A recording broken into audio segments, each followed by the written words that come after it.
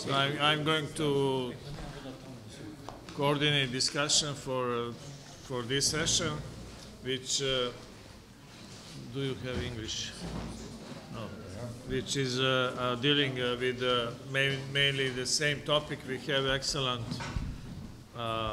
participant at this session. First of them is my friend from Brussels. He was also would be ambassador, not from a sovereign state, but from very important state, Länder, Baden-Württemberg. He was actually representative of Baden-Württemberg in Brussels in the same period, I think. And I'm delighted to ask you to speak to us about your impression concerning European Union and future of relations with Western Balkans. Well, thank you very much. Thank you to Institut Volkswirtschaftliche Nauka und Belgrad, die Stiftung and Konrad Adenauer Stiftung, and especially to Forum za strateške studije and dear Duško Lopandić.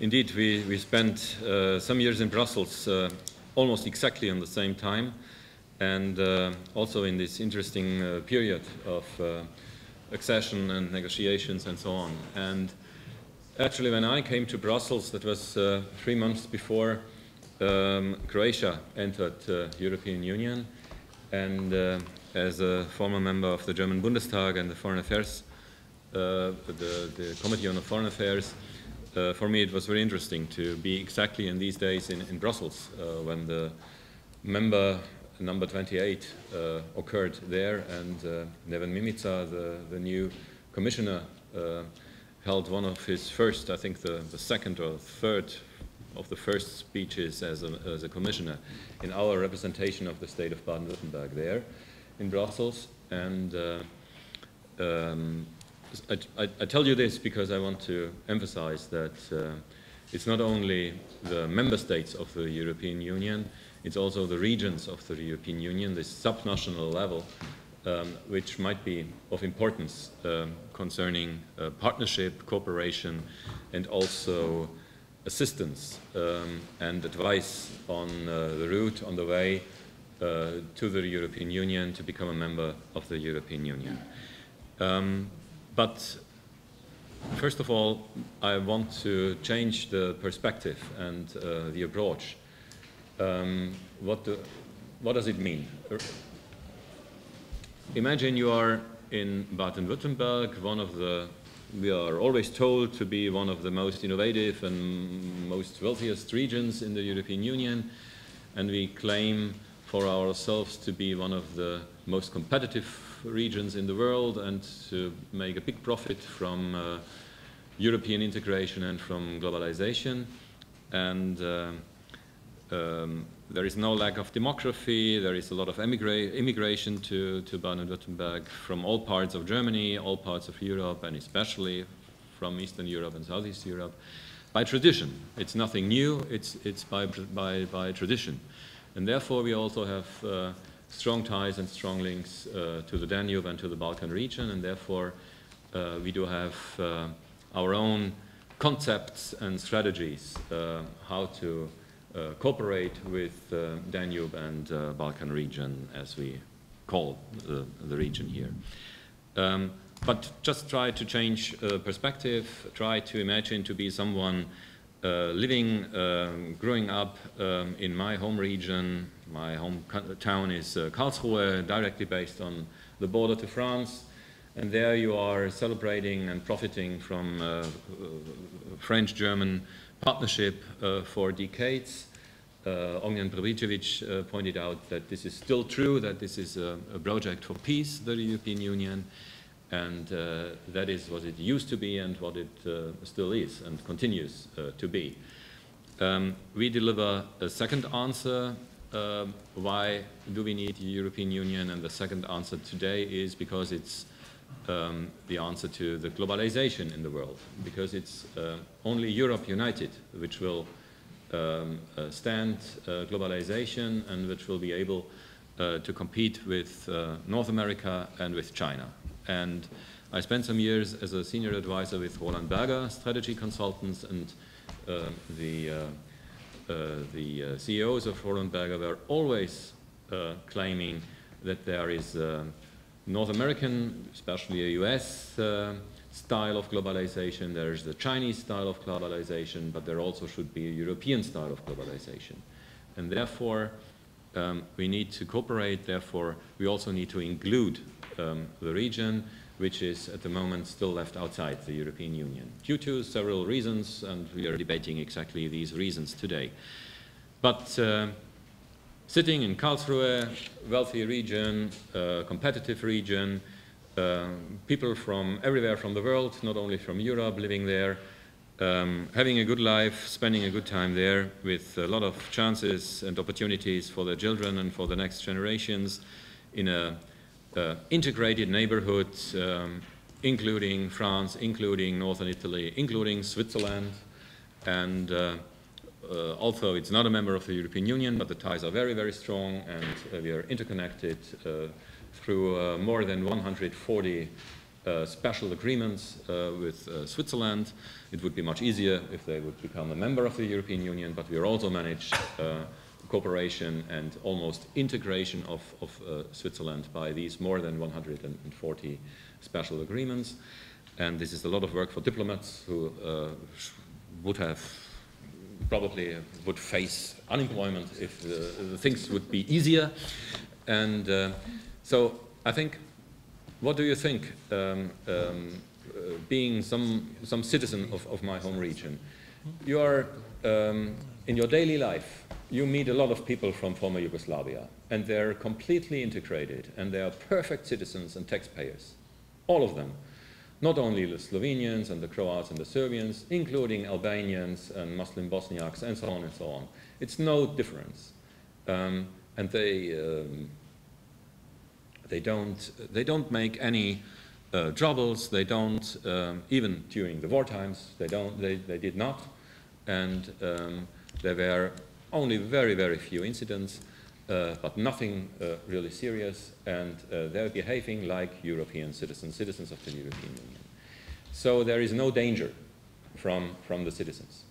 But my citizens at home, they face the reality of Romania and Bulgaria and other states, and authoritarian style of and ultra-conservative style of government in Poland, for instance, and some affairs in Slovakia, and even if Slovakia is, seems to be a quite effective and successful member of the European Union concerning manufacturing and industry, but somehow, well, there's some insecurity about standards of democracy and press and media freedom and so on and so on. And now coming to the rule of law and to corruption and good governance, then things turn out to be a little bit critical for countries like Serbia, Bosnia-Herzegovina, Montenegro, Albania, Kosovo, and Macedonia. And so this is not filled up with a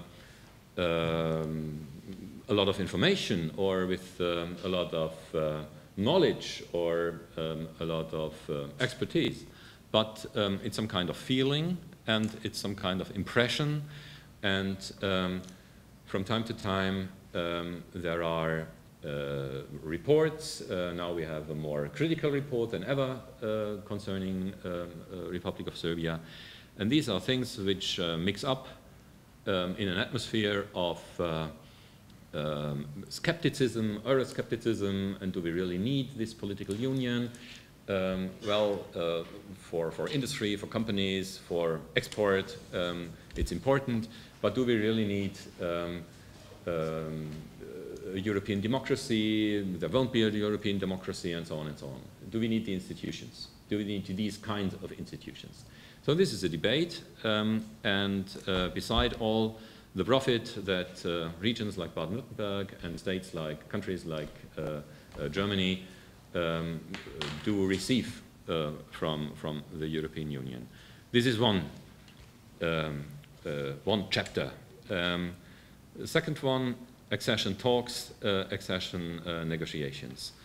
The former chief negotiator of Croatia, Vladimir Drobnjak, once came to my office and told me the Croatian regions, now they will open their offices in Brussels, they will have an opening ceremony, and afterwards they don't know what to do. Could you give them some advice how to act and how to run such an office, of a regional office, and what to care about in Brussels and towards the institutions and towards the parliament? And then I told him, yes, we can do that, but I would also like you to have a speech to our staff and to our decision makers on the negotiation talks. And he did that. And the main issue was that you are not negotiating. You are not negotiating as trying to become a member of the European Union. You are not negotiating because you don't have any chance to negotiate. You are explaining at home what it is all about. You are modifying your standards. You try to lift standards. You try to arrange things, but there is no chance to negotiate anything. You have to accept.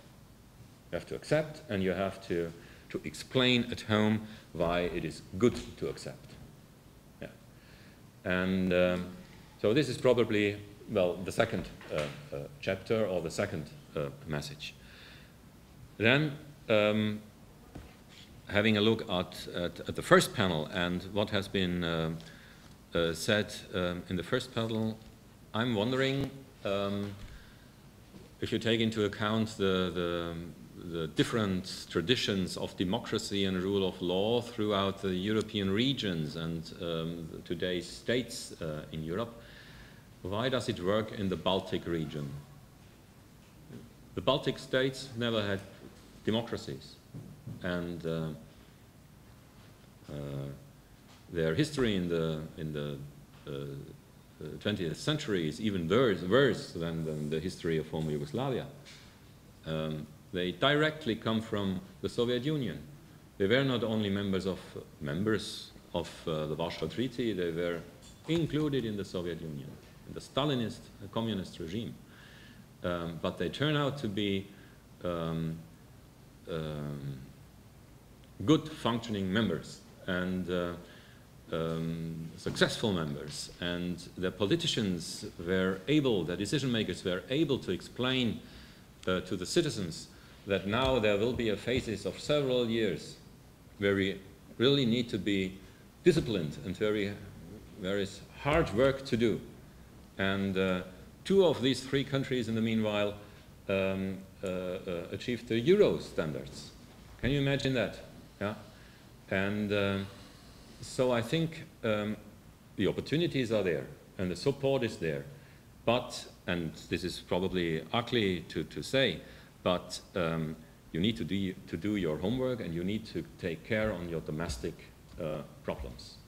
And I think that there are several obstacles for sure, but one of the obstacles is also the how do you see yourselves? How do you see yourself? And what is your what do you think is your destiny in history and in the future? And I'm in the region for more than 20 years, and I'm personally, I think, really committed to enlargement and to the region, regardless which of the countries. And but I think that each of the countries in the region has its a different or its own picture. And if your picture of yourself is, I'm the leading nation in the whole region, and they can't avoid me, and they have to integrate us, and it's not natural that we are outside. And we do have, probably we do have alternatives and so on and so on, then this is not the best precondition to be ready for this trip and to be ready to prepare 100%. We also had some kind of a similar discussion concerning Croatia. Some of our politicians told their partners from Croatia in these difficult years, 10 or 15 years ago, you have to change. Yeah? Croatia has to change. And politics has to change. And you have to turn around. Yeah? And I think this is also true for Serbia, not only in this moment, but for a lot of years. And I know all these arguments and aspects of rhetoric, negotiations, and so on, that now we are also democracies and we have to take into account what our citizens do think, so it's not only management and engineering, it's also convincing, and so on and so on. But I think that the countries from former Yugoslavia, which were that close to the European Union before the wars, that close, closer than anyone else in whole Eastern Europe, closer than the Baltic countries, yeah, who are now successful members.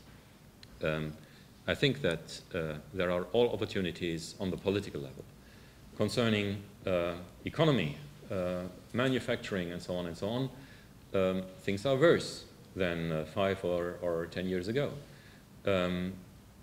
My home region is, the companies from my region are some of the big investors throughout Eastern Europe and Southeast Europe, and they seem to be very satisfied. But we all know the disadvantages from these big investments. And we also talked in the first panel about emigration and the fact that demography gets worse and worse and worse. And in the meanwhile, these things are also became an issue, a big issue in the agreements and the discussions about new agreements between Germany and the states here in the region. A few months ago, 2 or 3 months ago, Germany and Croatia signed a new agreement, a new cooperation agreement, so-called action plan, and this issue of demography and emigration and loss of skilled workforce turned out to become one of the most important issues. So it's still about education, it's still about what we call the dual system and professional training. And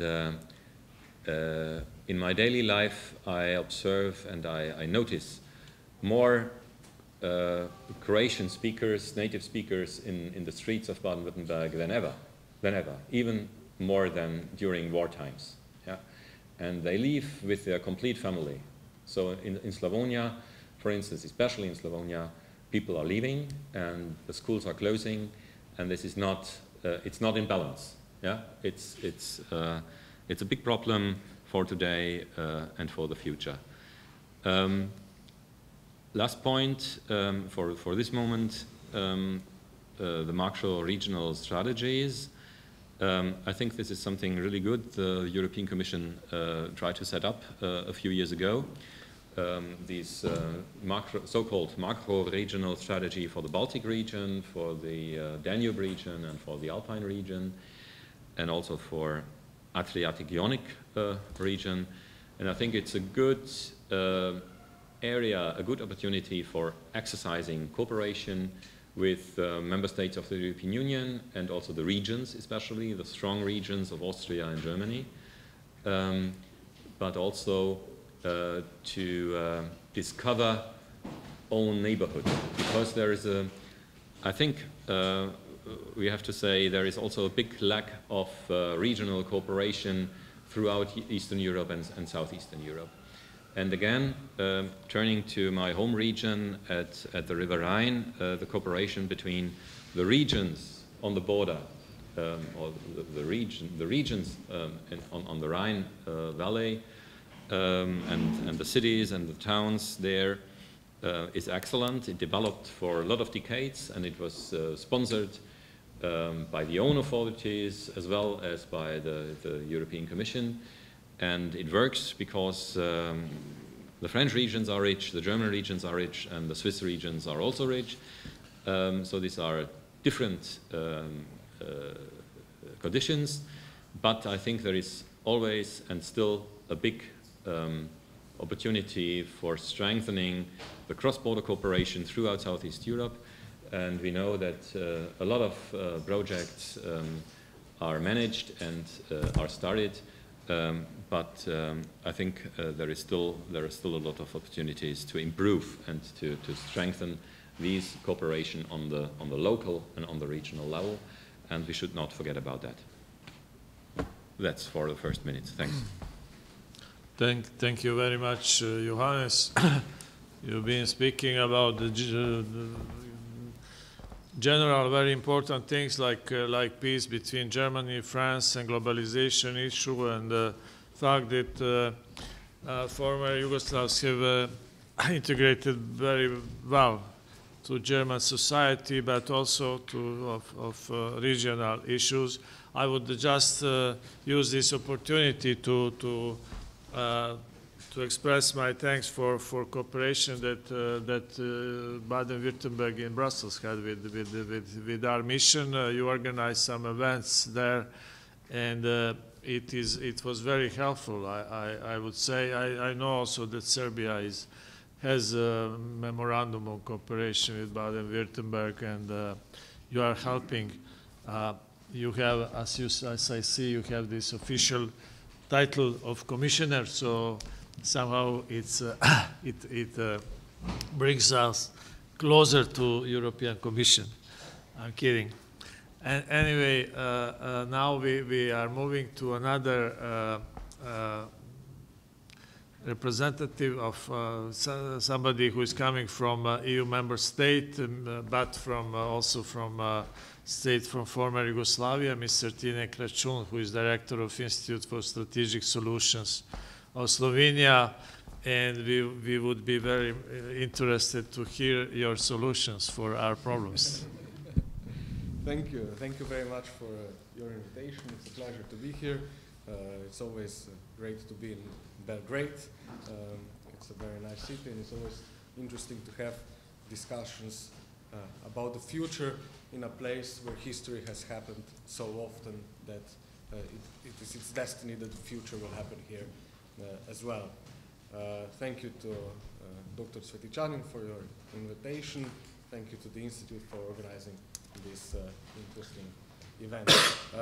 I will begin with a short introduction of our institute. We are slightly different than probably most of the speakers here because I am coming from the private sector. I can confidently say that we are by now established we've been established in 2011 and are by now probably the largest privately owned think tank in Slovenia. Our main line of work is we work for businesses, we work for the economy, and our main line of work is trying to build bridges between the politics and businesses. And on one of the programs or platforms that we do that is Western Balkans. Western Balkans are, we can confidently say that, the most important region, the most important part of the world for Slovenia and its economy. That's the only region where we have strategic investments which are also then used for an added value for our partners from around the world. And we've been following the Western Balkans with our own methodology since 2013, and we try to assess the political and social environment in Western Balkan countries and based on that advise or work with corporations working here, and also when they try to build bridges with the political environment or the society. Now, my predecessor pointed out a very interesting question, which is, why do the Baltics work? As I said, I come from the economic standpoint. For me, the answer is very simple, because the economy works, and because the people live better now than they used to, and they are aware of that. If you ask people from the region, you will find many people who will say, we used to live better in Yugoslavia than we do now. Even in Slovenia, you will find people who will say that. I'm sure in Serbia that's quite common. So the economy, and a working economy, an economy which provides people with better standards of living and happiness at the end of the day, is important for democracy and for political stability. And I will do my presentation through 3 points. As I said, we've been looking at Western Balkans since 2013. So I will do like a short overview of how the Western Balkans have developed throughout the last 6 years or 7 years, and then look at what are the main challenges for the region as we see them right now, and then finish off with a short discussion on where do the Western Balkans stand in connection or in relationship with the European Union right now. So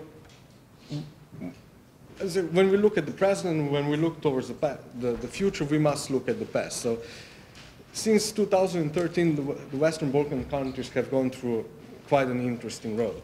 We have to see, when we look at 2013, we see that the main issue in the region was economic crisis. Economic crisis, the headlines in the newspapers were full of talk about economic crisis and call for investors. Now, this call for investors, which happened in those years, is very important because we can see the manifestation of it right now. Also in 2013, Croatia joins the EU, and Zagreb is sort of slowly developing into a regional center. Then in 2014, slow economic growth begins, but as we go forward to 2014, this economic growth is not high enough yet to catch up with Western countries, because countries in Western Balkans need economic growth of 4 or 5% in order to be catching up with the Western world or developed economies, where the economic growth, normal economic growth is about 2%. So then in 2016, we see a change. The economic growth is already higher. We're looking at 4 or 5%, but there is no spillover into the standards of living. So although we do have economic growth, wages are not rising and unemployment remains high. Also in those years, populism starts to emerge. So in 2017, we start to talk about political risk. So could political risk lead to the next recession? So now 2017, 2018, we have a high economic growth. We do see lowering levels of unemployment, wages are slowly rising, but there is this political instability now emerging. So it's an interesting dilemma, because before we had low economic growth, so the main instability and uncertainty came from the side of the economy. This changes, and now we're experiencing higher political uncertainty and lower economic uncertainty because of economic growth, high economic growth. And this is nonetheless also the result of the lack of the European perspective that we've more and more seeing in the region. And I'll talk a little bit more about that a bit later. So if we look at the countries, we look at Macedonia, for example, in 2013 is the most interesting country for investments in the region, presents itself as the most interesting country for investments. Then it goes through huge political turmoil and is now again improving. Bosnia and Herzegovina, economic stagnation, political instability, and rule of law remain the main problems. And Montenegro, for example, an interesting case of the influence of economy, of political economy into a country, rising public debt due to the building of the motorway between Bar Boljane, where the public debt went, I think, from about 40 to 70 or 80% due to a large loan from China. And this is also an important point which I'm going to come back to when I talk about risks. So the main challenges that we see now are low wages. The wages are still too low. There is high unemployment. Rule of law remains unchanged. There's no real legal reforms in the region, and also limited option for entrepreneurial realization. And this is when we talk about the influence or the impact that a healthy economy has on the democracy. Because when we look at, for a healthy democracy, people need to be able to fulfill their economic and business desires. So if you have an idea, if you have an entrepreneurial idea, you need to live in a place where there is a market, where you can test it, and if it's a good idea, it will work, and the political environment has to be able to support you and not stop you in this procedure. And this is something that we are not seeing in the region. There is no the market is too weak for entrepreneurial ideas to come alive, and the political environment is too bureaucratic to enable or to ease the realization of these entrepreneurial ideas. So when we look at today, every year we publish a magazine, Strategic Foresight. I left some with Neven, and we look at the key risks for the region. So the key risks for businesses that businesses are faced with when operating in the region. So in our last publications, the main 5 risks the last publication was published at the end of 2018, beginning of this year. So the main risks for this year are the increased meddling of global superpowers. So we have more and more interventions, business interventions from Russia, from China. The United States are somewhere, and the European Union would probably have to take a stronger position here. There's a risk of slowing economic growth. That is primarily due to international environment, slowing economic growth in Germany. There is a risk of that. The third risk that we see are conflicts between countries. We have an increasing development of different conflicts, political conflicts between countries. This could affect businesses. European elections and the next agenda for enlargement. That's the fourth uncertainty. As we saw, the radical right, which could be difficult, which could be a danger to enlargement, did not win. But now again, we don't know what the agenda will be in terms of enlargement. And migration, which is mainly a problem of the European Union, but is manifested in the region. I think we spoke about that already today. So this was actually my second point. What are the main risks? So now we come to what is the relationship between the European Union and the Western Balkans. We believe that the European perspective for Western Balkans is very important. It's important because it gives the drive for development, for political stability, for economic development, and for political stability. And these are the main key factors for better life in the region. And I'm actually surprised that nobody has mentioned the example of Turkey yet, because there was a lot of talk that earlier that there is the EU-US perspective, that the countries do want to join the EU, but there's no clear perspective from the EU, there's no clear plan of when that will happen. And if you think about it, what was going on 15 years ago, it's in Turkey with the relationship between the EU and Turkey, the situation is quite similar. Turkey was being promised membership in the European Union, but there was no real development until the point where Turkey said, no, we don't want to join anymore. And this is something we don't want to happen in Western Balkans. And we believe that, therefore, it is vital and it's important to keep the European perspective alive and active, and I think it's in the strategic interest of the European Union to enlarge into the Western Balkans, and also especially for the countries in the European Union, which, like Slovenia or Croatia, I think these countries should have always on the top of its agenda enlargement to the Western Balkans. But for enlargement, we need motivation.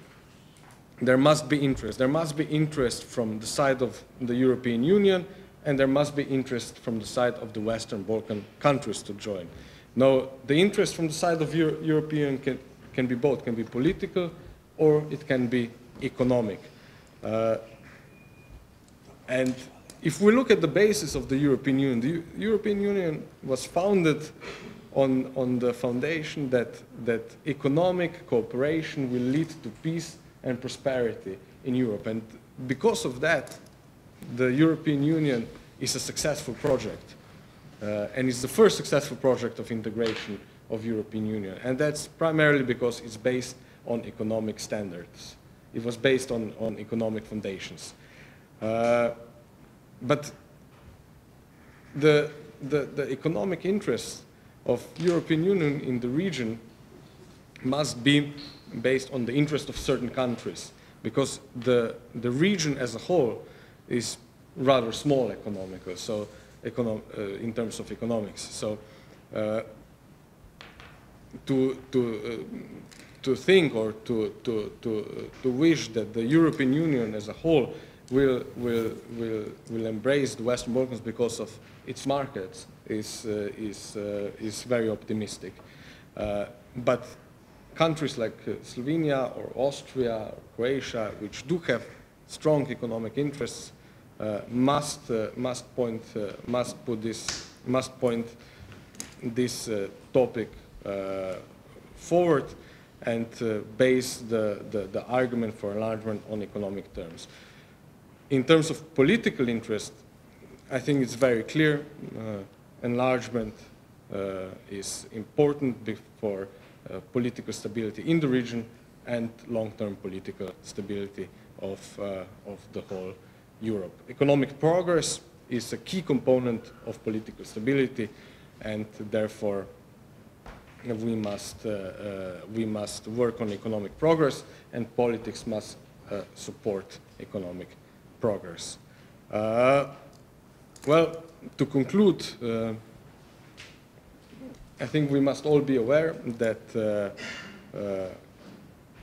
the European perspective is the only perspective for Western Balkans, and we must find the will, the interest, and the motivation to work and to persuade the next Commission, the politicians, and the countries which are most active in the region to keep on pushing the enlargement agenda. Thank you very much.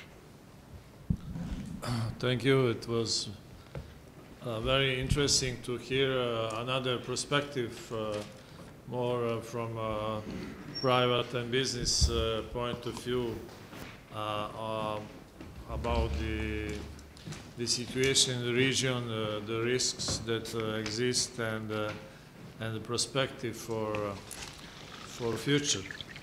I think that it will be good basis for discussion afterwards. So now I'm honored to give floor to President of the Forum and creator of this event, Mr. Neven Cvetićanin, who has his own ideas about EU Western Balkans relations. Thank you, Duško, for introduction. I want just to set a couple of theses for discussion. And this thesis was from the point of view of history, because Henry Kissinger, Professor Kissinger, is my hero, and this elaboration will be more academic. I was in politics for some years, but I now come back to academia with this experience in politics, and this elaboration will be somewhere between academia and politics. So first thesis that I want to set is that the most important division in Europe is not at the moment those between the left and the right, but division between center or a center bloc and the bloc of populists. Inside each of these blocks is a left and a right wing. Part of the left, part of the right. In the bloc of the center we have a center left. It means social democrats, all liberal social democrats, and the center right we have liberal conservatives. In the bloc of the populists we have as well left and right, just in the more radical manner, and politicians from radical left like Jean-Luc Mélenchon, and on the other side politicians from radical right like Marine Le Pen, Salvini, so on, so on. But in the fact, there is no more main division in European political space between classic left and a classic right. This division was at the top in the 19th century, in the first part of the 20th century, but after Second World War completely disappeared, and now main division is that between the center, it means center left and the center right, and on the underside populist, radical left and radical right. Now, next thesis I want to set is thesis that pretty much a Kissingerian's thesis, that always when we have in history such a blocks which fight each other for power, sooner or later we approach their synthesis, some kind of their synthesis, so absolutely victory of each bloc by knockout is impossible, but after some time those blocks is going to blend. We saw this at the beginning of the 20th century when socialist movement was very strong. On the other side, capitalism take a force, and at the very end we have a welfare state as a synthesis between socialist movement and capitalist world. And in my opinion, my thesis is that it will be again new synthesis on some level between center bloc and populist bloc. This is in fact all the thesis of Greek philosopher Gottfried Wilhelm Hegel, who is followed in 20th century by Alexander Kojève. Alexander Kojève is a French philosopher, but as well official of European Union in the early days of European Union, and he was mastermind beyond the scenes, Alexander Kojève, and in fact that's a position of Henry Kissinger. So Hegel and Kojève and Kissinger is that after struggle in history between different blocks, we approach sooner or later their synthesis. Now question is, what this means in a practical terms of European politics? What this synthesis look like in the future? It means, in my opinion, that to pacify radical populist margins, center should become more populist itself, and radical margins for approaching real power to become more moderate. It's a process which takes part in the same time, and this process is in progress in Europe, and we could see first signs of this process. So Emmanuel Macron is in effect some kind of populist central leader. He formed new populist movement with centrist ideology and march, and collect people from different centrist opinions, from center left to center right. But at the moment we don't know whether Emmanuel Macron will approach another mandate, because at the moment he is pretty much close to destiny of Nicolas Sarkozy and François Hollande. At the moment there is no perspective for him to be great president of the Fifth Republic like Chirac, Mitterrand and founder Charles de Gaulle. But anyway, Emmanuel Macron is in the fact some kind of experiment. He is some kind of political experiment, and we could expect some similar political experiments in the future all around Europe. And on the other side, we have populists who try to be more moderate for the sake of taking power. And now European populists do not speak about disintegration or destruction or EU, but they speak about reforms. So, in the numbers, after those elections, we have narrowing of space of center and widening space of populists, because EPP and the coalition of Social Democrats and Democrats lose together more than 80 seats in the parliament. On the other side, ALDE, Liberals and the Greens collect 60 seats more, which is in total 20 seats less for the centristic options. So this process will take a part in the coming years, to narrowing of the center, to widening of the margins, and it's obviously that centristic bloc have to find another approach and maybe another people or the leaders to stop its erosion. It means to become more populist itself and to come back to the very roots of European statesmanship, to traditions of great statesmen who built European Union, like Charles de Gaulle, Winston Churchill, Konrad Adenauer, Willy Brandt, Helmut Schmidt, François Mitterrand. Each of those statesmen was enough populist to be intelligible to masses and enough centrist to defend European order, which was neither fascist or communist, but order of European welfare state. And those statesmen after Second World War, in the golden age of Europe, they were masters of balance, because it was a situation of Cold War, and they balance between different powers. And now the European Union is again in some kind of geopolitical sandwich. I call it geopolitical sandwich between biggest geopolitical powers as United States, Russia and China, and European Union now need again such champions of balance as were this group of great statesmen. So, in my opinion, Europe today could find inspiration in the statesmen like, as I said, de Gaulle, Churchill, Adenauer, Brandt, Mitterrand, and other statesmen of golden age of European politics, who is in situation now, we have now some kind of new Cold War, and we have to balance between different influences, because European Union is economic giant, but in security terms is not so giant, to be polite in my words, and it's pretty much easy to produce crisis on the territory of the European Union, and only defense against this, it's diplomacy to balance, because the European Union don't have any strategic power. Maybe France have some, but especially when the United Kingdom left the European Union, there is no any strategic power in European Union, and economic power is not strategic power. And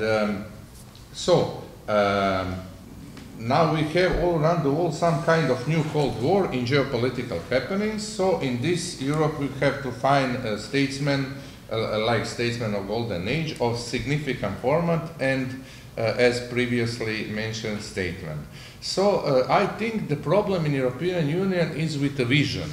and with bureaucracy, because bureaucracy is a good thing in the peaceful times, in the stable times, but in times of crisis, in unstable times, bureaucracy is like a laptop putting in the stormy weather.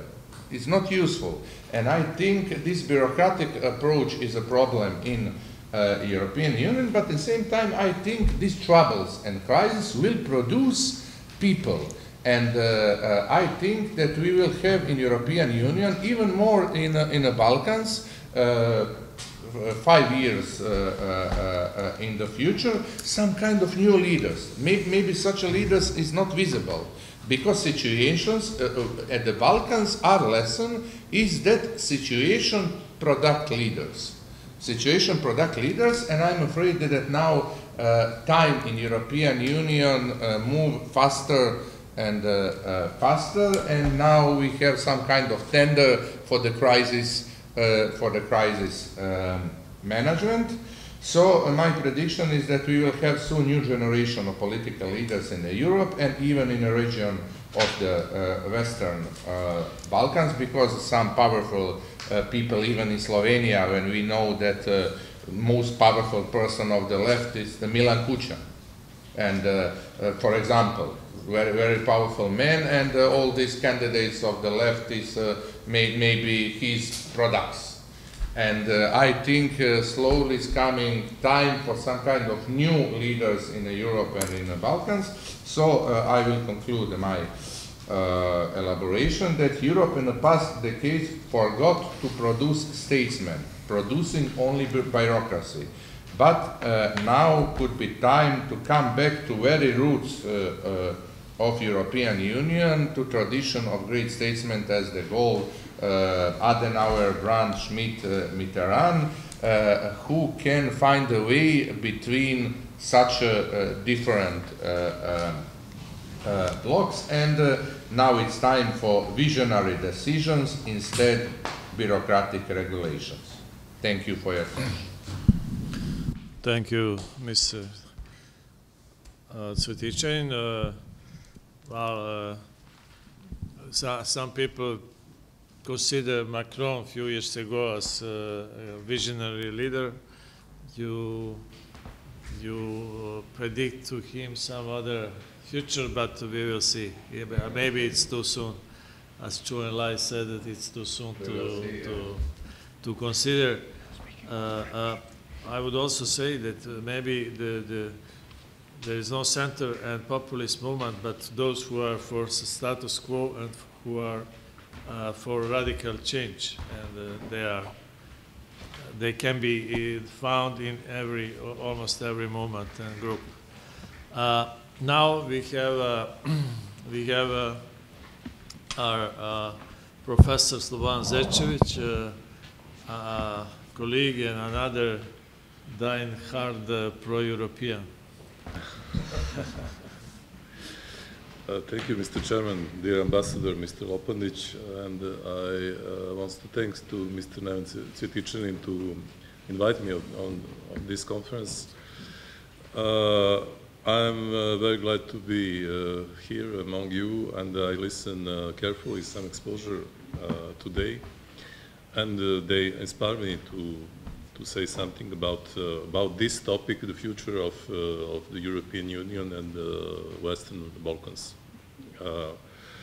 I will start with the European Union and with the very close future of the European Union. We have the European elections, and I was surprised by one thing at first.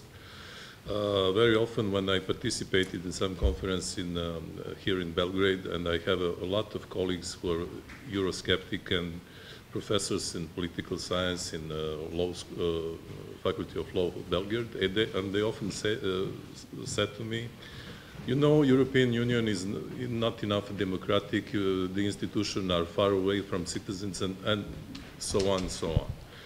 But in this election in 2019, I saw that the participation was very, very high, more than 51%, and it's the highest participation on the election in still 20 years.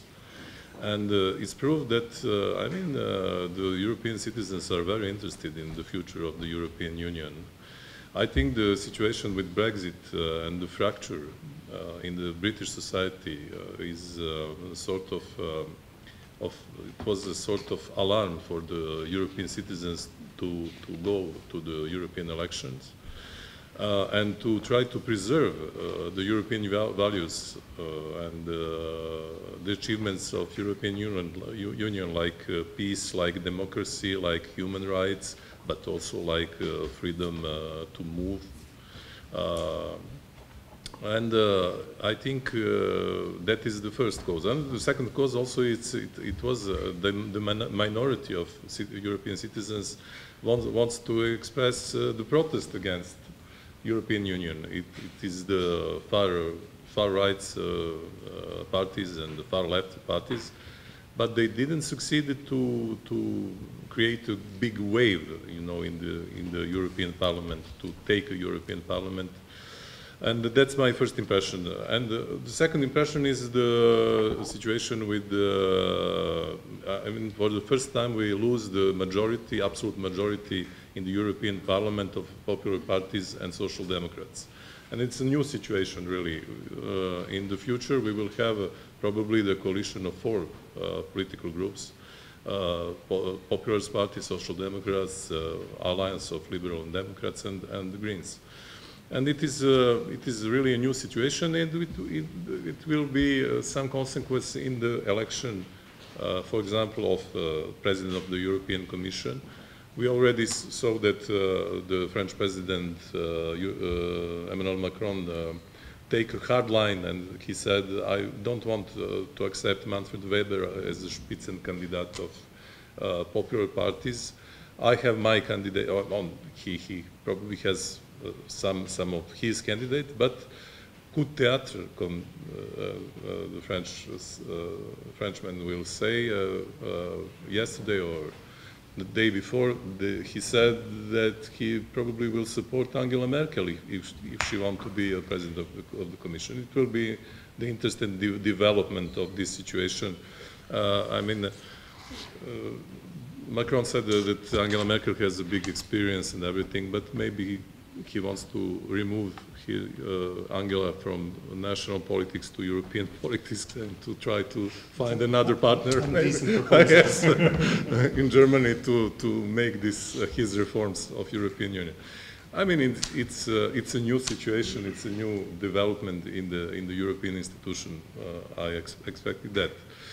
After that, I want to say, I mean, that is the close future, but we have still the big issues, the very important issues in the European Union. I mean, the first, I think the first problem is the problem of the control of borders, the immigrations, and it is the very big issue of the European Union, because that's created the increase of far-right parties in the European Parliament. I mean, European Union, especially Germany economy and maybe Austrian economy, needs workers. I mean, it's obvious. But also, I mean, the European population don't accept so huge migration from some Islamic countries and of Middle East or of Northern Africa. And it's a problem. I think there is some ideas how to resolve the problem of the control of protection of the borders, to create a federal border police who will help the national border police in control of the borders. Also to create the European Asylum office, agency office. And maybe to proceed with the American examples, with the quotas for immigrants. I mean, to try to regulate this problem of immigration, to take some profiles of people that you really need. And also there is a problem of natality of birth in the European Union, and that is a big issue. and some countries regulated that by some means, by some that they give to the families with the 2 or 3 or more children. It's the case in some period. It was the case in France, for example, and also today Viktor Orban in Hungary do that. I mean, it's one of the solutions. The second big issue for the European Union is there is no finalization of this economical integration, economical federation of European Union. You have single market, you have a single currency, but you don't have European taxes. Yes, European tax, federal taxes. You don't have appropriated European budget, and you don't have the European government, and also you don't have enough power to the European Parliament. I mean, it's a big problem. Even the President Mitterrand and the Chancellor Kohl, when they created the single market, they knew already at that time that only the single currency, European single currency, will not be enough, and that the next generation of the politician should create it more reform and goes to the direction of more federalization of European Union. But unfortunately, at last decades, we don't have this process, and that is the problem in the European Union. Speaking about Western Balkans, yes, I mean, when you see the map of the European Union, you see some unnatural gap. You see some region which is part of the European Union, but is not there. There is not membership, you know. And the question is, really, if European Union cannot integrate 17 million people in the market of more than 100 million people. I mean, it's really a question. And if the European Union will take the risk to see some other powers like Russia or China to take these countries on its influence. I mean, it's very strong situation, very strange situation. How? I mean, we spoke yesterday about that in some other conference. In the same time, in our period of accession negotiation, Bulgaria received the double of means, the double of money that we receive today. Bulgaria received more than 400 million per year. We receive even 420 million euros per year. We receive only 200 millions. It's really a great. The European Union is not involved enough in our process of accession to the European Union. And also, you have all the time this speech about I mean, standards. You know, you cannot fulfill these standards of rule of law, etc. But the Poland, who is the member of the European Union, cannot fulfill the standard of the European Union today. The Poland has a problem with that. If you analyze the judiciary and the position in France, France is not in the standard of European Union, because the French government considered that it must have influence on judiciary. And what I want to say, I don't want to avoid our obligation. I want to say that the fulfill of standards is a process. We cannot expect that Serbia will be like Germany in 3 years. It's a process maybe of 20, 15 years. You cannot say that in Bulgaria everything is okay with the rule of law. And it is the member of the European Union. And very interesting situation with the Croatia. Speak about the situation of Serbian minority in Croatia. Speak about, talk about a situation about raising fascism in Croatia. and it is a member of European Union. And it's proved that the European integration, the acceptation, the implementation of these rules of the European Union is a process. You cannot say because if you are too much rigid in this approach, you will wait for 50 years to see Serbia and Montenegro in the European Union. Okay, thank you. I think maybe I speak too much, and maybe it's better for me to speak in French, but I'll try hard. Thank you very much. Thank you. You raised some important issues that I think also I share this view that they are not solved inside the European Union, and this is about monetary union. But again, there are a lot of things to be discussed further on. Now we have Srđan Majstorović. He is chairman of one of most dynamic NGOs in Serbia dealing with European policies, and also he belonged to this generation of young lions who were supposed to bring us to the inside European Union. So, Srđan, what went wrong and what should be done in the future? Thank you very much, Duško, especially for this appraisal of my young age. I feel very youthful today. It's a privilege and honor to be here at the Institute, and I would like first, and before I start, thank Neven for organizing this event. I think it's very important that we open up the dialogue on the future of Europe and future of Serbia's within that Europe, and I think that adding the Institute at the club of these active think tank organizations who are capable of articulating the positive messages about the necessity to change our country in line with what is a European model today is extremely important. So congrats for that, and I'm looking forward to our cooperation.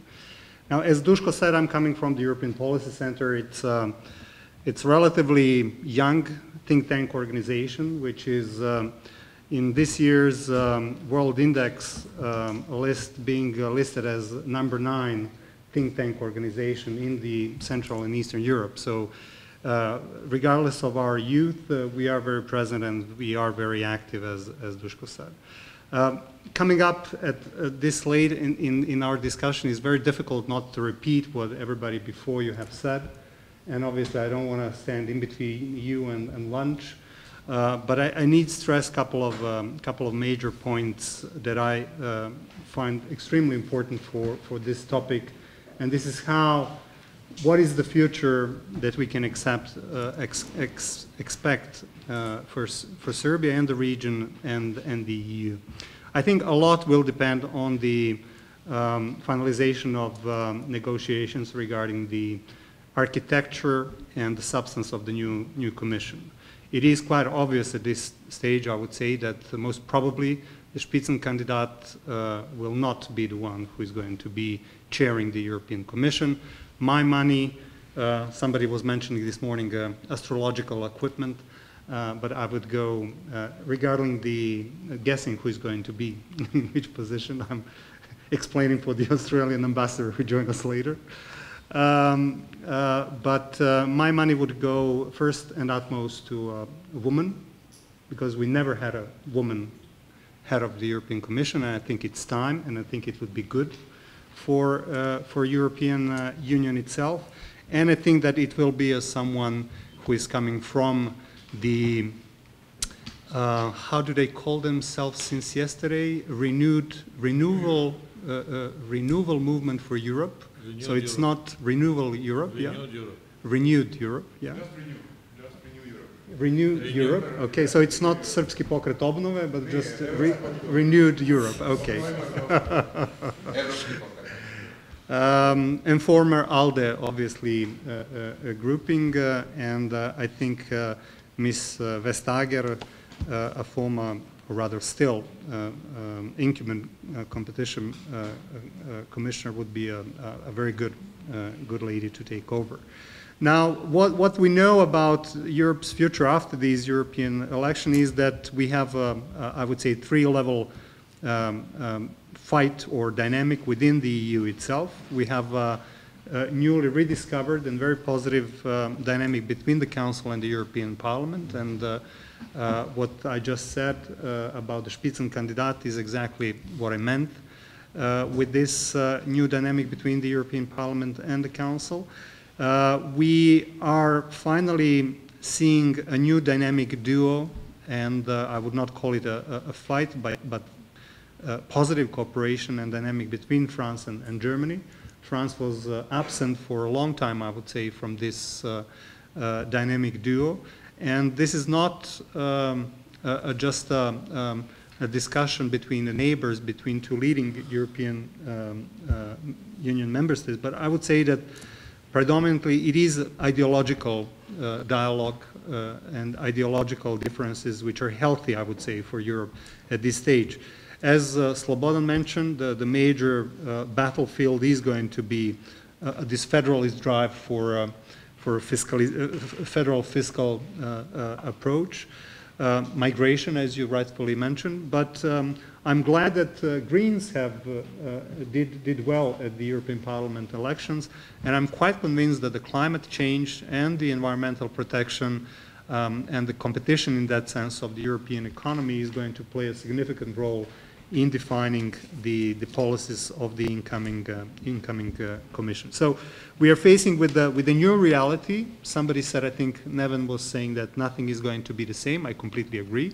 There is no going back, I would say, but this new reality should not be perceived in the bleak tones per se.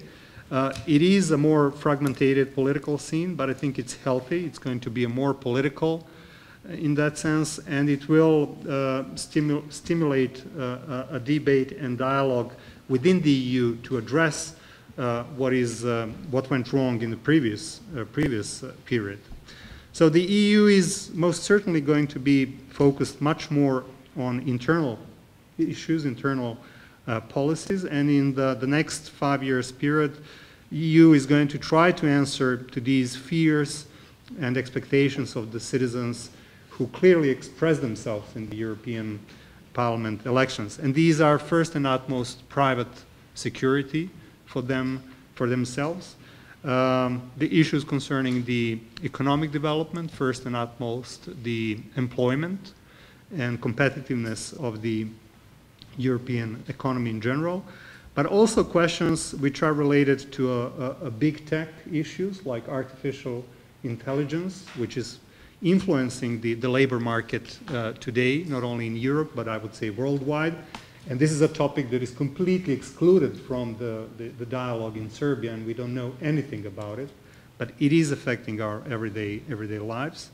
Climate changes, which are influencing, I recently tweeted about climate changes as a political issue, and I was bashed all over the Twitter like somebody who is being completely detached from reality in Serbia. But these are people who are completely unaware that these migrations that we are going to talk about in the next topic are partially caused by the fact that the climate is changing. And there are empirical data which can substantiate that. And as long as we are closing our eyes, unfortunately, we are not contributing to a solution of this issue.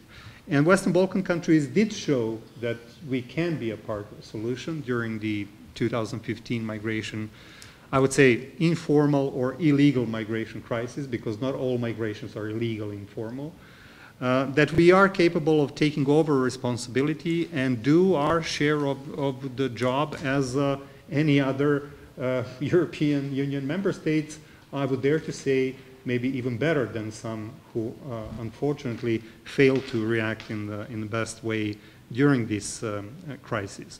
But first and utmost, I would say, and this is something that I think Johannes mentioned, Europe needs to find its own place in the completely changed environment on a global scene.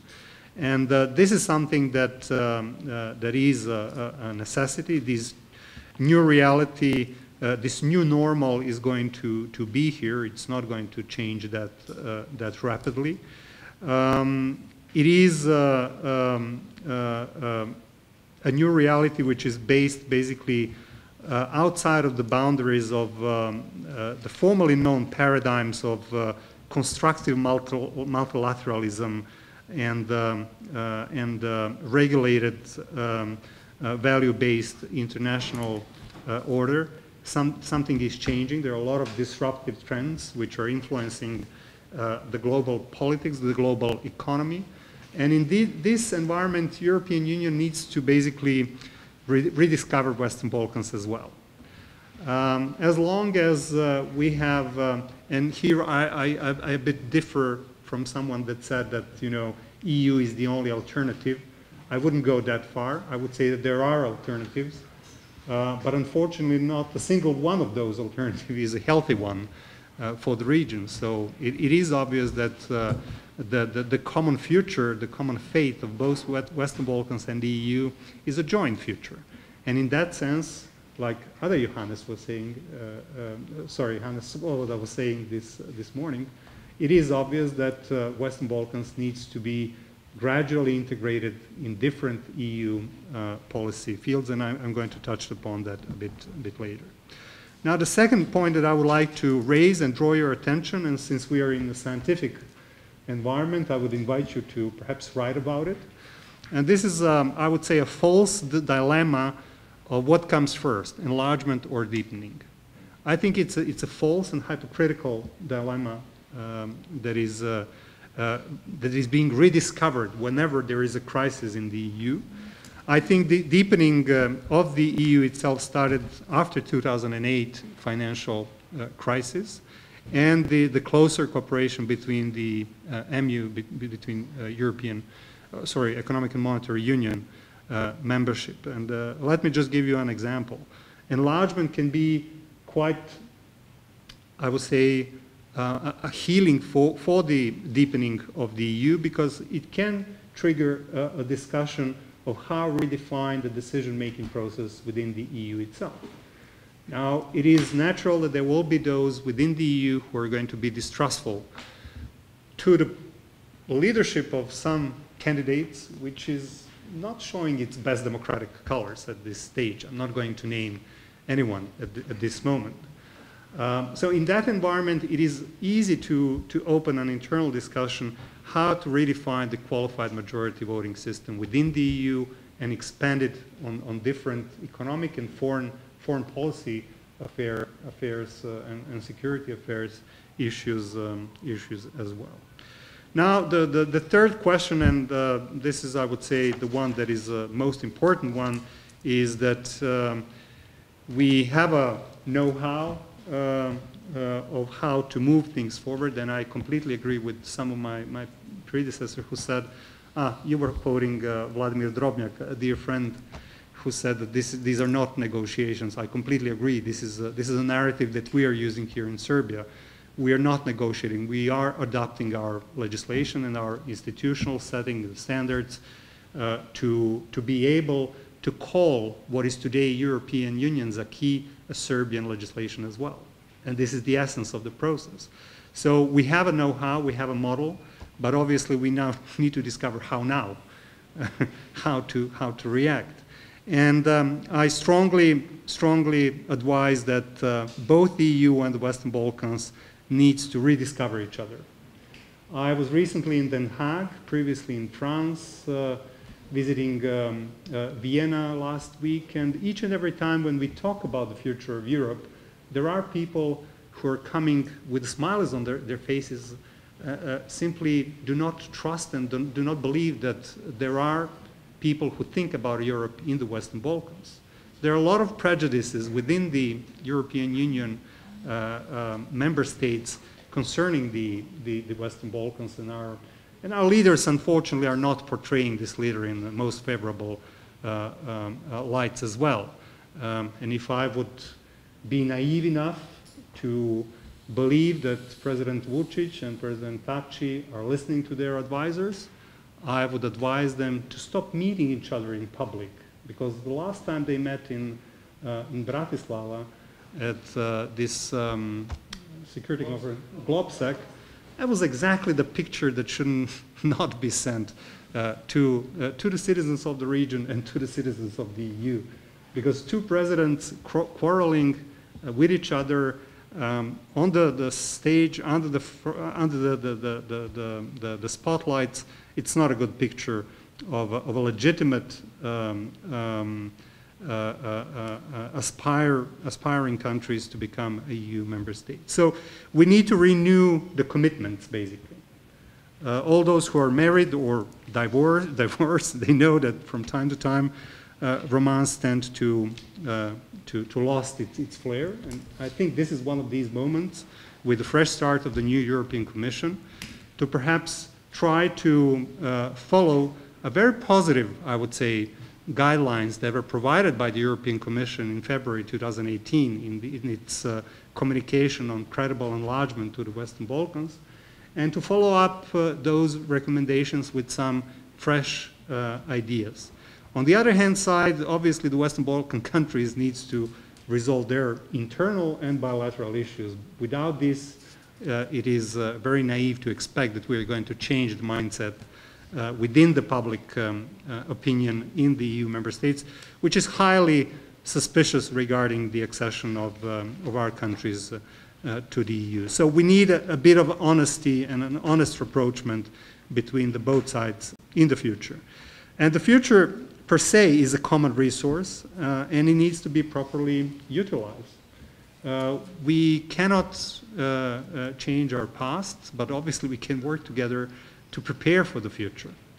And the future is such that EU is becoming a small regional economic and trying to be a political and security integration process.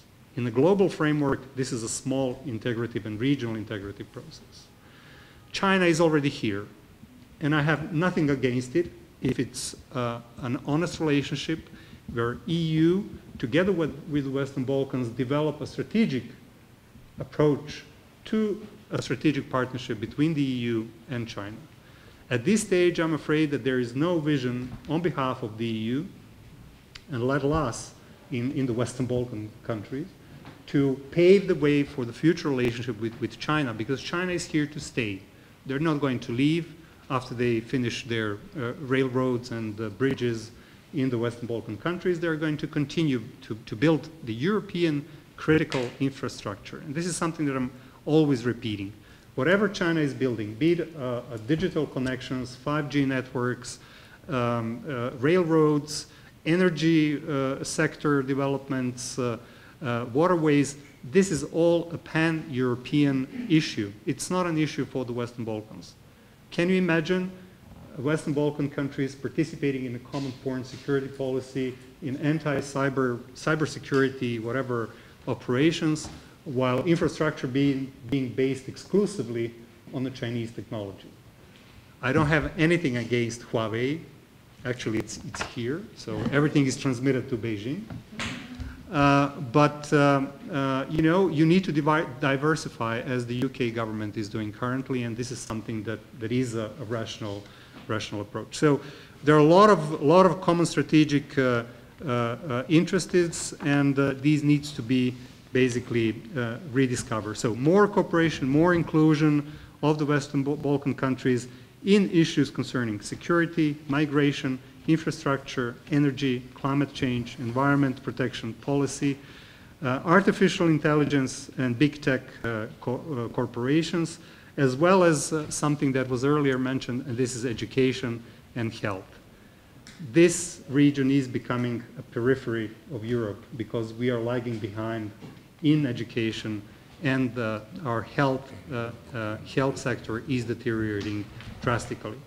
I'm not saying that everybody who leaves this region is leaving because of the lack of rule of law or the lack of democracy. It's one of the dominant causes for migration, I would say. But we need to be honest, and we need to admit that there is an overwhelming pulling factor coming from the EU common market and need, basically, to fill certain services and certain industries with educated workforce, which comes from this region. So we should open a very wide societal, I would say, dialogue within the region, how to address the issues of brain drain from the region. I will finish with a couple of more views for the future. I would agree with those who mentioned the economic as being extremely important. Opening up of a more of a structural support to development of the Western Balkans is important, and I'm not going to waste my time explaining why is that so. I remember in 2009 when Serbia was, I think actually we met that for the first time with the Deputy Prime Minister Đelić, trying to explain how Western Balkan countries should be phased into the structural funds much more gradually than being kept at the very low level of receipt of the funds and then confronted with a huge peak after the accession to the EU, and then fighting with the fact that they have not developed their absorption capacity for structural funds. So there is a way. There are people who are thinking out of the brackets and who are willing to contribute if they're invited by the European table to share these. But obviously, we need to face our internal issues. The state of democracy, the state of the rule of law in our countries needs to be dramatically improved. This year's European Commission's reports are dramatical, I would say, apart from Macedonia, Northern Macedonia, and in part Albania, that did fulfill the necessary criteria, and that is why they should be allowed to open the accession talks as soon as possible. And that same goes for Kosovo's fulfillment of, I don't know how many, 70-something criteria for visa liberalization. When the governments in the region show credibility, then this credibility needs to be met by the same credibility coming from the EU. And I recommend to your attention this morning's article by Tim Judah in The Economist, which is called A Balkan Betrayal, where he says that opening talks with Northern Macedonia will strengthen the hand of the pro-European reformers throughout the Balkans. And that's true. That's true. It will help us from a civil society to say, you see, there is a credibility on behalf of the EU.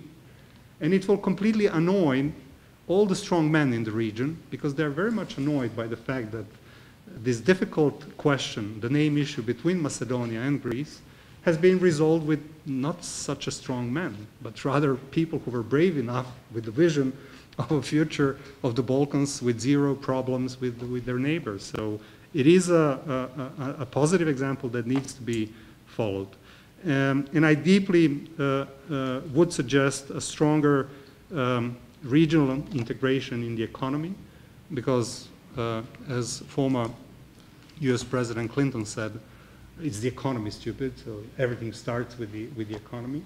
And if you take a look at the regional cooperation council's Balkan Barometer public polls, more than 3/4 of business people in the region consider regional economic area as a positive thing. So it's obvious, it's before our noses, but still the politics and the lack of vision of a common future in the region is hampering the political decisions in the region to go through that, I would say, a normal and European path. And I think we're finishing exactly on time. So thank you very much for your attention. Thank you, Srđan. You raised a lot of questions also. So maybe before break, we would take a few minutes to give a floor to public also, if somebody has questions or comments or anything complementing this what has been said, or maybe some questions, please. Or also speakers who used to speak already, maybe you missed something. Yes, please. Thank you. name is Alexander Vukalovic. I deal with cybersecurity, but so it is not important. First of all, there is a big, enormous mistake of Western law to put the chapter 35 in front of chapter 31. It's big mistake. And the last sentence, Mr. Young have use two keywords. One is reform that you cannot use, and the second one you use word change or changes. That's the problem in Serbia, because if you have reforms is something which move forward existing things. That maybe happened with advanced communism. Change, like song, wind of changes. Or we have stayed where we are. Thank you. Thank you. Is there anybody else? Yes, but Nico Mr. Yes, please. Thank you very much. I mean, sorry I have to leave for some phone calls, but it would be interesting a bit to go into the economic field, which was raised by you and also by you, because I'm also president of the Vienna Institute for International Economics. The question is, what are the reasons of lagging behind? It's obvious there's a lagging behind, even if there's some catching up in the last years. But the real interesting comparing Baltic and Balkan, of course, is what are the reasons and can this reason be overcome?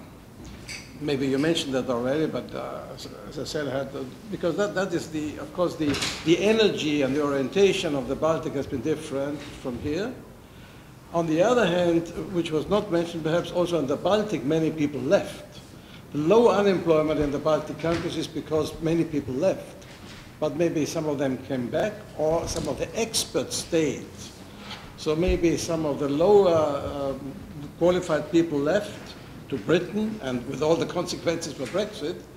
But some of the people who were going into the international, or into the high qualified technology, information technology, and on the state. And therefore I fully agree also when artificial intelligence and so on has been mentioned. Maybe you could a bit elaborate, how do you see the future of the digital economy, you know, where startups can be grounded? There are some already, especially also in Serbia, but what could be the future structural changes in the region to catch up to and to bring people back?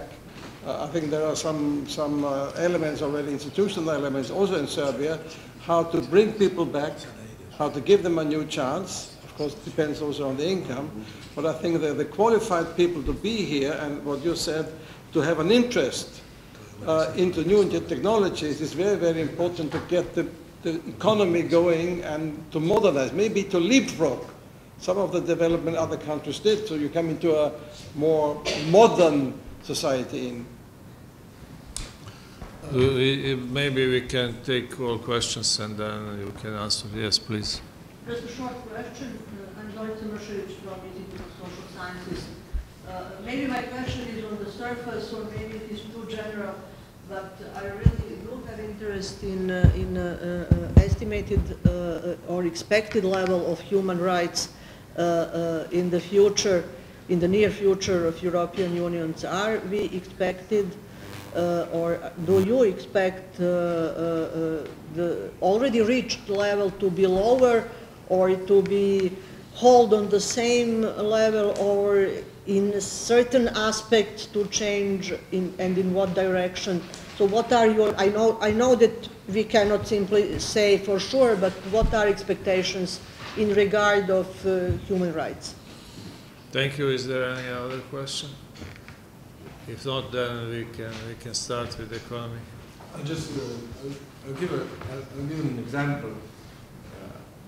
I was at a conference on e-mobility yesterday morning in Gala, and as you probably all know, there's a lot of EU focus of funding and policy is going towards mobility and transport, and on one side we talk about progress in the Western world, but here in the region, Slovenia is included in this.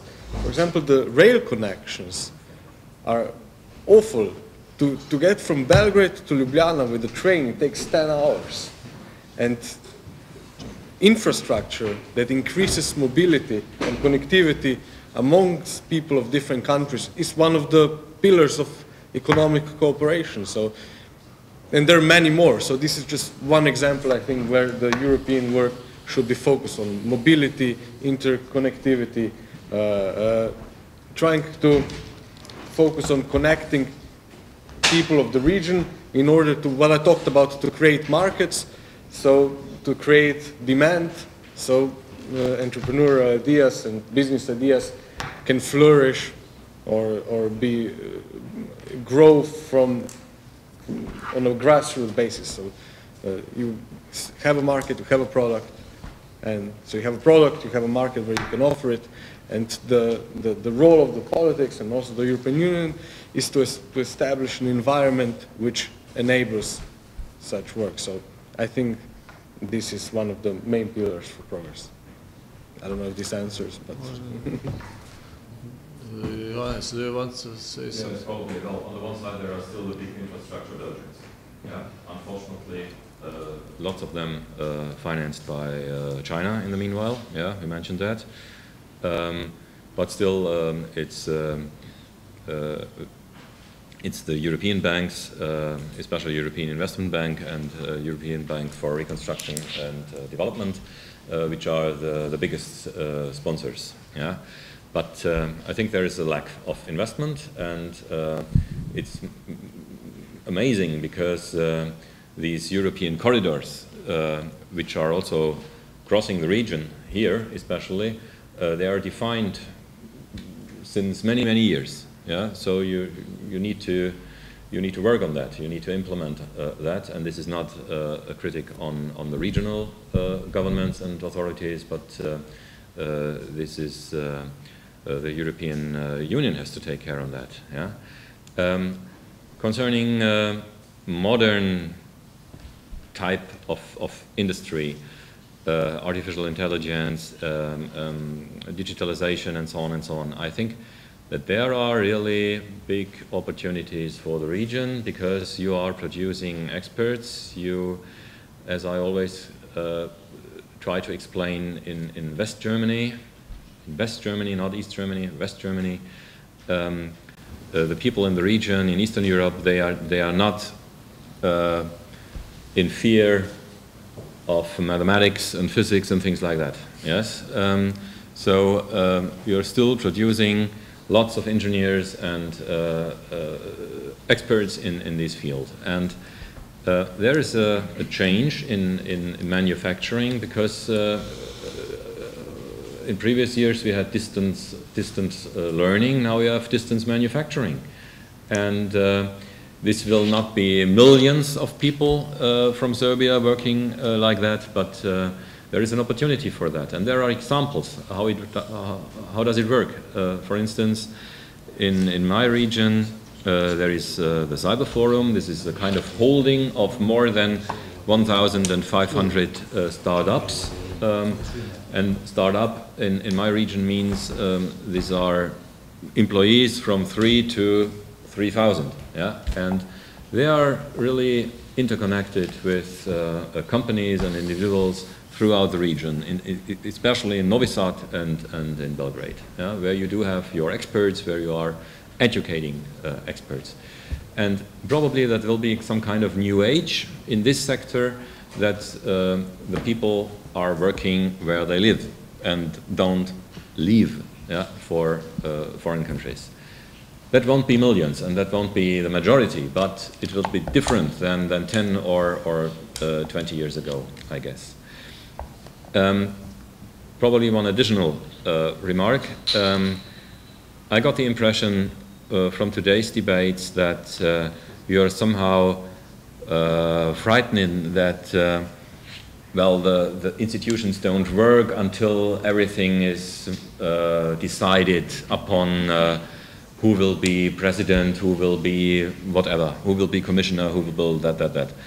But the institutions work. Yeah, the DGs, the Directorate Generals, they work, and the commissioners are still there, and probably they are there until November, December, or January, and so everything is in function. Everything is working, and you can address them. And for instance, concerning mobility, the mobility sector is one of the most important, and also concerning employment, it's one of the most important, yeah, logistics. And so DG Move, DG Connect, and so on, they are absolutely in function. Yeah. And there you have access, yeah, to Violeta Bulc and Maya Bakran and so on. Yeah. So you can address them. These are your people. Yeah.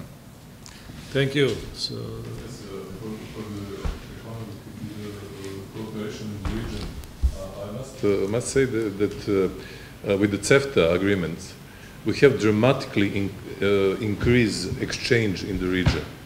Dramatically. Maybe 70 or 70. This is the man who negotiates. Yes, CEFTA, with the CEFTA, we yeah, dramatically increase exchange of goods. And for example, for Serbia, Bosnia and Herzegovina is a very important economical partner, also Kosovo and Montenegro. But of course, with the problem with Kosovo now, with taxes, we have a problem.